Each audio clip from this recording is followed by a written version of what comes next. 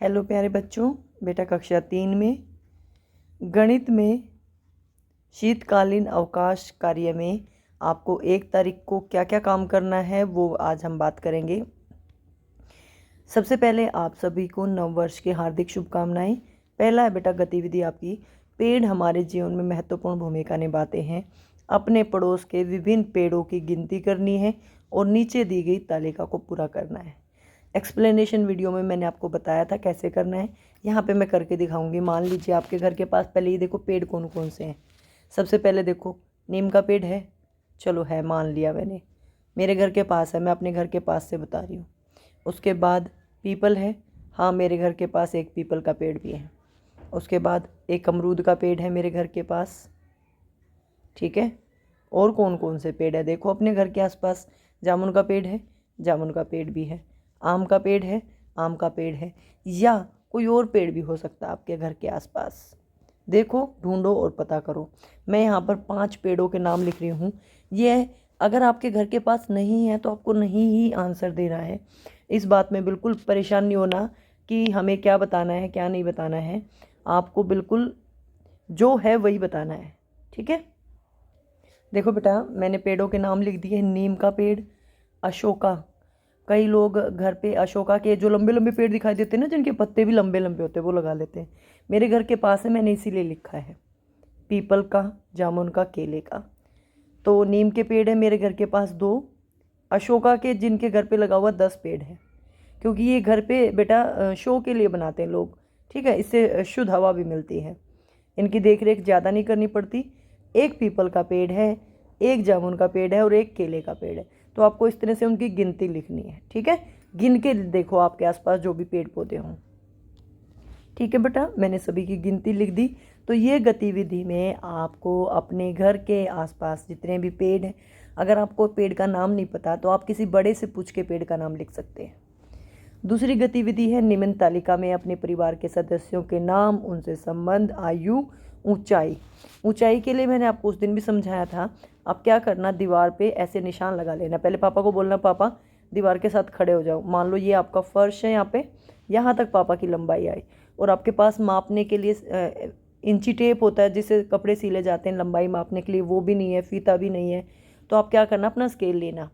ये 15 सेंटीमीटर तक पहले आ गया आपका, फिर निशान लगाना, फिर 15 सेंटीमीटर तक आ गया, फिर निशान लगाना, फिर 15 सेंटीमीटर का आ गया, फिर निशान लगाना, फिर 15 सेंटीमीटर, फिर 15 सेंटीमीटर, फिर 15, फिर 15, और आखिर में जाके 2, 3, 5 जितने भी आए, और फिर इन सबको जोड़ना। 15 दूनी 30, 45, 60, 75 और 90।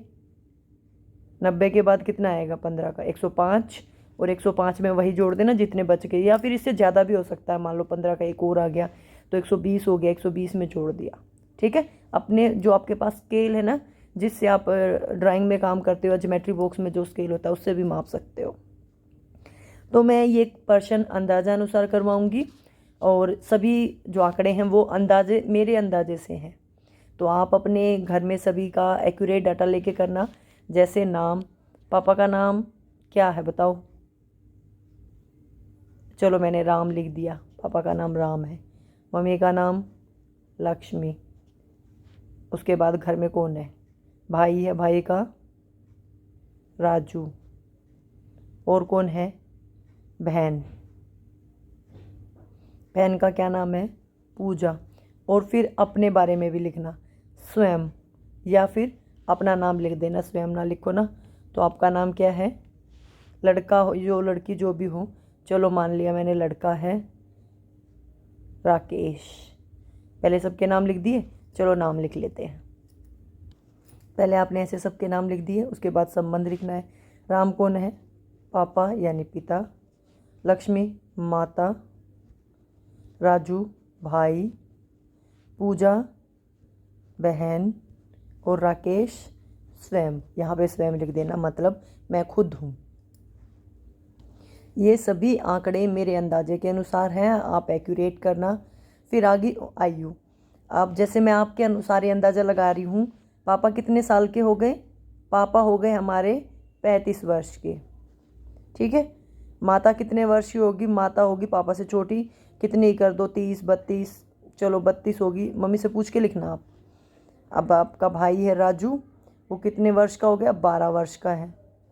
पूजा बहन जो है वो 10 वर्ष की, और आप कौन सी क्लास में हो? तीसरी क्लास में हो, आप 8 वर्ष के हो।